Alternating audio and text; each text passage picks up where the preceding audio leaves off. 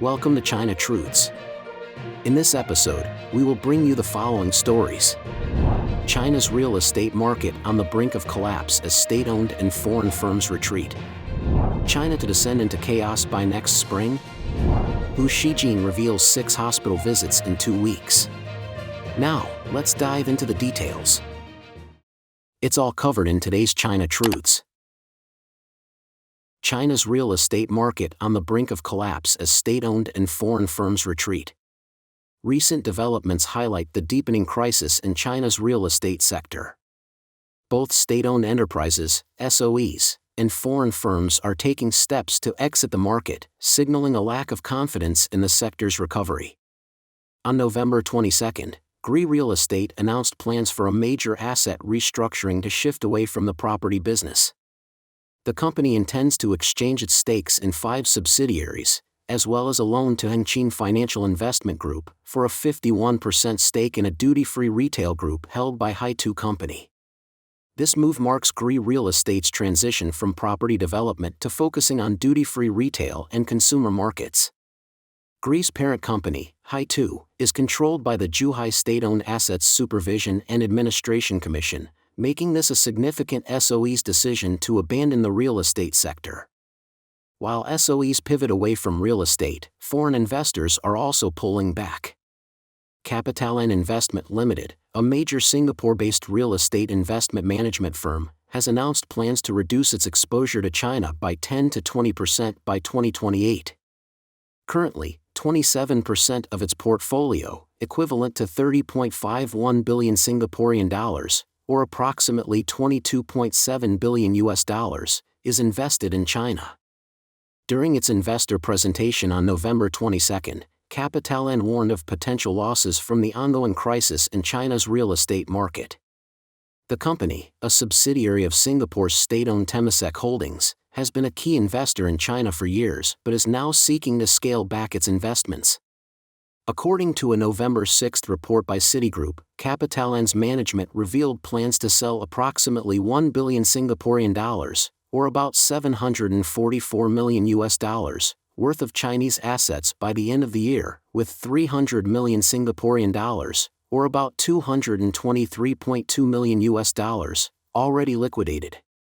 Despite efforts by the Chinese government to revive the real estate sector, confidence has all but vanished. Decades of over-leveraging and speculative investments have left the market on the verge of collapse. Investors, both domestic and foreign, are scrambling to exit, viewing the sector as a financial wasteland. This exodus underscores the dire state of China's economy, where the real estate industry has long been a cornerstone.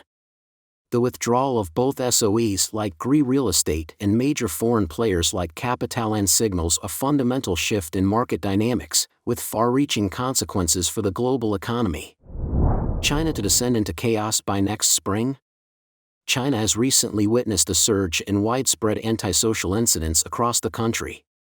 On November 22, the pro-Beijing Singaporean newspaper Lianhe Xiaobo reported on China's Ministry of Public Security's announcement of its intention to ensure social stability through this winter and into next spring. The article, titled CCP Ministry of Public Security, Resolutely Ensuring Social Security and Stability This Winter and Next Spring, details a nationwide initiative called the Winter Action Plan. The report, citing the China's state-owned Xinhua news agency, stated that Wang Xiaohong, a member of the Central Committee Secretariat and Minister of Public Security, emphasized in a national video conference on November 21 the need to address key issues such as resolving social conflicts and eliminating safety hazards.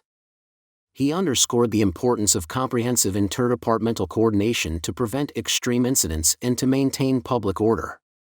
On the social media platform X, a user named Daniel Fong shared a screenshot of the report and commented, "From another perspective, does this mean the Ministry of Public Security already knows the country will fall into chaos by next spring at the latest?" Other netizens echoed similar sentiments as follows. China's economy has collapsed. The power structure has collapsed. Faith has collapsed. Everyone is in debt. The ground is littered with violence and extremism. People want change. Chaos leads to change.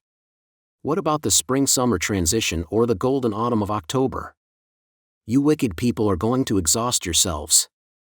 Could it be that a certain person might not survive past next spring? The widespread speculation and critical online commentary reflect growing public discontent and anxieties over the stability of both the Chinese government and its leadership amidst deepening economic and social turmoil. Xijin reveals 6 hospital visits in 2 weeks. Xijin, the former editor-in-chief of the Chinese Global Times, recently disclosed on social media that he had visited the hospital 6 times in 2 weeks, leaving him emotionally drained. Known for his vocal defense of the CCP, who has recently faced unprecedented personal and professional challenges, including censorship and significant financial losses in the stock market.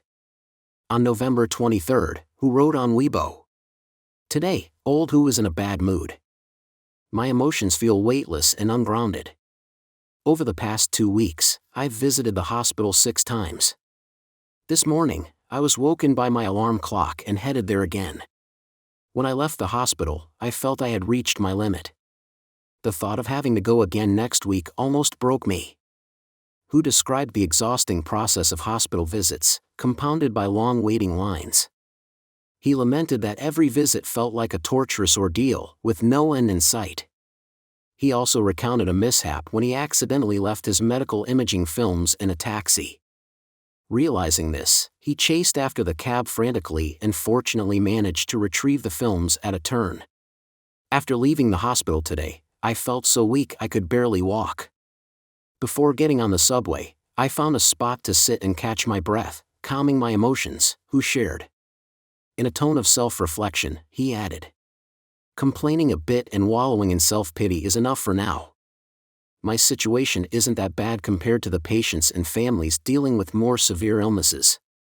If I constantly pity myself, isn't that just pretending to be pitiable?" Since last year, China's economy has been in decline, and its political environment has grown increasingly restrictive. Beijing has intensified censorship, even silencing longtime loyalists like Xijin. In July this year, Hu was reportedly banned from speaking. Liu Jipeng, former dean of the School of Business at China University of Political Science and Law, revealed in a September video post that Hu's silence was a 3-month punishment, until October 27. Hu admitted through Liu, "I must strengthen my learning and fully and accurately understand the meaning of the Central Committee's documents."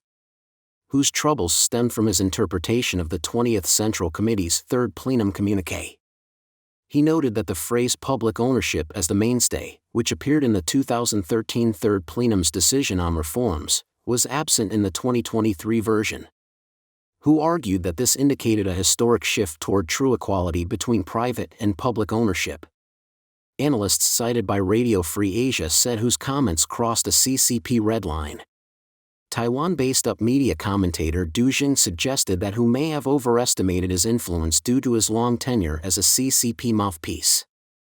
Alternatively, Du posited that the party's increasing authoritarianism and fragility could no longer tolerate even mild differences from figures like Hu. Hu's remarks also touched on a sensitive debate within the CCP about its economic policies. Under Xi Jinping, the focus on political stability over economic openness has led to mounting challenges for China's economy. Hu's observations, therefore, carried significant political implications. In addition to his political woes, Xijin's foray into the stock market has been far from successful. After announcing his high-profile entry into the market last year, Hu revealed in June 2023 that he had lost 74,500 yuan or nearly $10,300, which is 10.65% of his total portfolio. Skeptical netizens speculated that his actual losses could be much higher. On November 22, the A-shares market saw all 3 major indices fall, with over 4,900 stocks declining. Hu disclosed on social media that he had lost 12,000 yuan or that day alone. However, his latest post, part of a series of stock market diaries, was quickly deleted. Don't forget to comment in the section below to share your opinions on today's topic with us.